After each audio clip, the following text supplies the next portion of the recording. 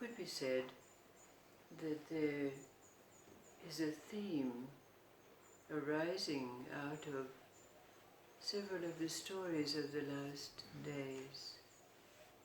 That story about the mythical Simurgh bird whose feathers, given to Rustam, can be called and call down the mythical bird in times of trouble. Or that comical story about the genie in the well and the magic word that casts out demons.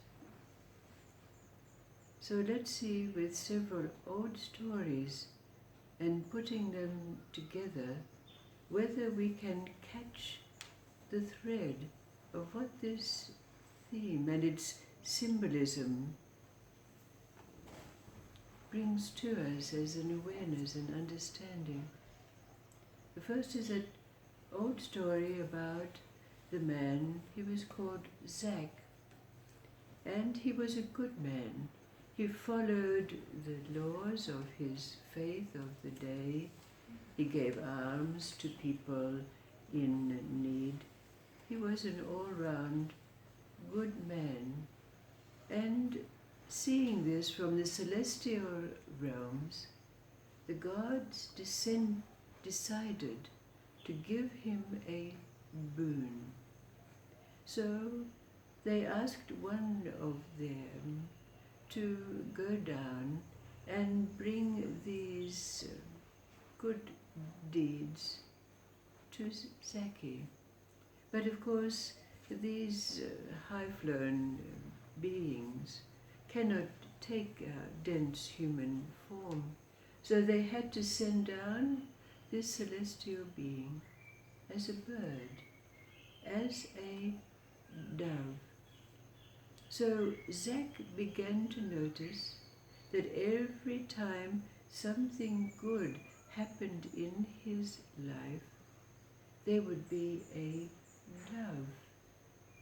So, noting this, Zach became fixated on doves.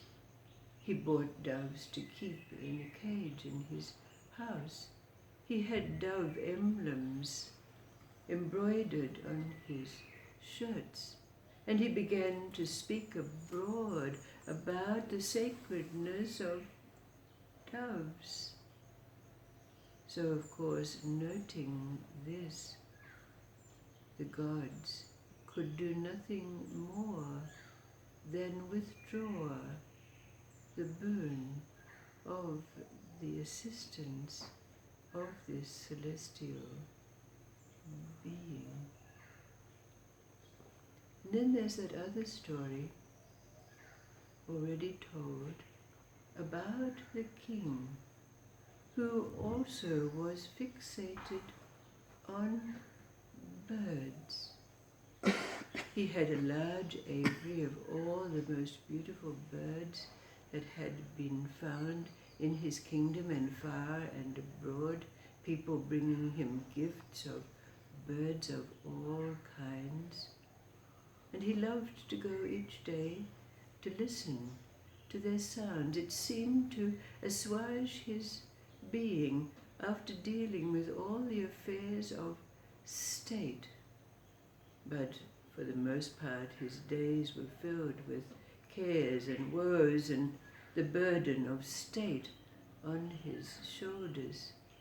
So he only had these moments at the end of the day when he could go to the aviaries and bask in their sounds. But one day it came to his ears that in his very kingdom there was a bird of such beauty, being all the colors of the rainbow, and trilling in such a way that the sounds rivaled the sounds of celestial music. And of course the king wanted this bird for himself. So, taking his accoutrements, being a bird catcher of note himself, he took his rope ladder, he took his long pole with its net, and he went out into the forest in his kingdom to seek this bird, coveting it, longing for it. So out in the forest, suddenly he heard the sound of trilling, warbling, that seemed to enter his very being. So, coming to one of the tallest trees in the forest, he looked up, and there he saw the vibrant colours of the rainbow, the bird that he was seeking. So, first of all, he took his long pole and his net, and he tried to reach up to get this bird. But just as the net came near the bird, it flew to another branch. And in his efforts, his net fell down and hit him on the head, causing rather a painful lump. So then he tried his rope ladder, but as he ascended, of course he lost his grip and fell painfully to the ground. The bird sitting in the topmost branches, still warbling and trilling. Now the king was very disappointed. He was hurt, he had a lump on his head and he'd hurt his legs in his fall, so he sat down under the tree feeling very sad, wondering what he could do to call and get this bird down so that he could claim it for himself. But then suddenly he heard sounds in the forest. He heard the sounds of a tambourine, he heard the sounds of drumming, he heard the sounds of singing. And right at that moment, out of the forest came a troop of beings who he had never seen before, foreigners to his very land. They wore very colourful costumes, and they obviously spoke a different language to his own. But as they approached, and seeing the king in his very dejected state under the tree, in their broken attempts at his language, they asked him what it was that was troubling him, and he related that of course he could hear, and he said, listen to that bird, I want that bird up in that tree. And this troop of beings said, well, we're a troop of entertainers. We can do anything. We can acrobat, we can sing, we can dance, we can do anything. We can get that bird for you. He said, we're called the Pastor Brothers. And so up came Spaghetti, very big brawny fellow, quite like a giant. And then came Ravioli and climbed on his shoulders. And then came Pen, and Cannelloni, and then this little fellow, he was a little bit like a midget, and he was climbed on his brother's head, and he was just at a place right at the top, in the reach of the bird, when all of a sudden, they suddenly realized that he was allergic to bird's feathers.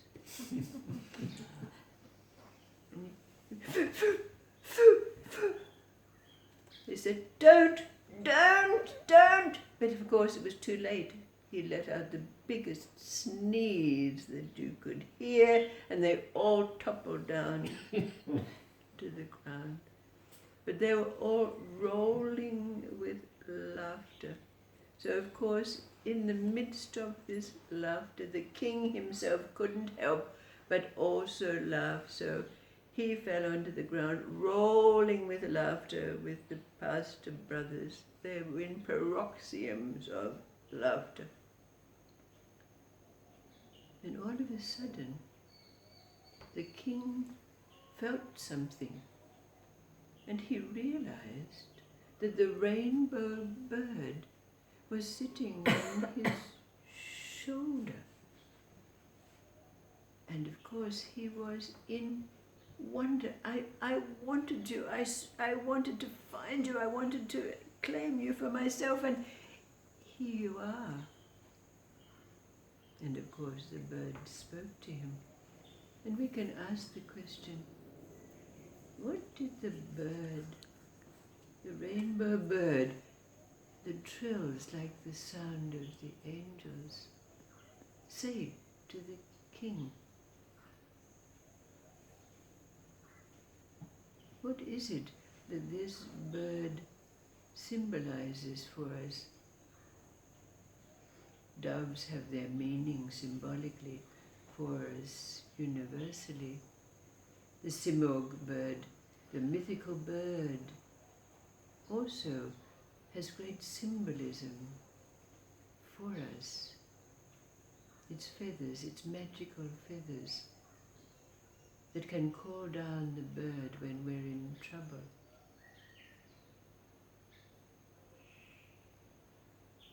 What is the meaning of this? The bird. And these two stories, along with the others, what is this theme that's arising for us?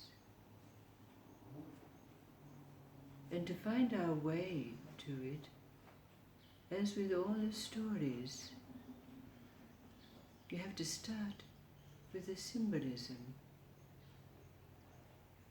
You have to start with what these symbols are for us. Because inevitably, when we follow them, it takes us to an understanding of all the stories, everyone's story.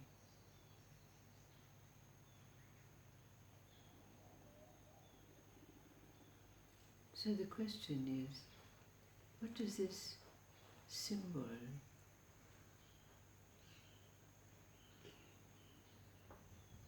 and other symbols mean for us?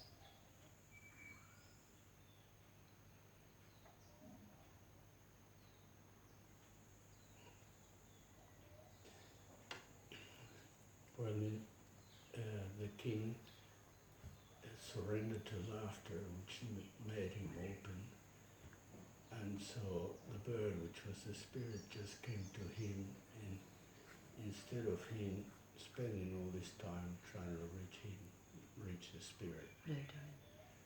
And what does it tell us? If we can catch this thread, what is it telling us?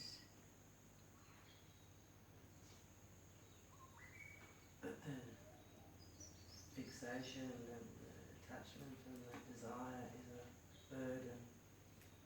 Right, absolutely. We've had our carrots and our symbols and our mirages and our quests. And in the end, we find it was here all along, is it? What is it? What's the essence of this that we can glean?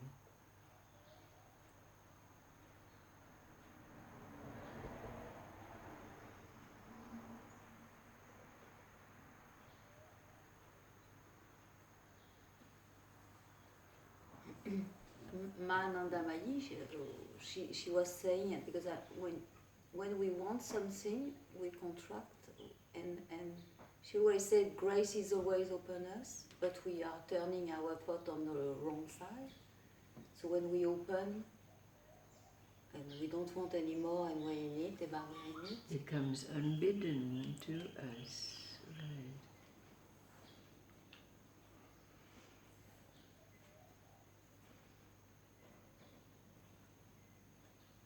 Thank you.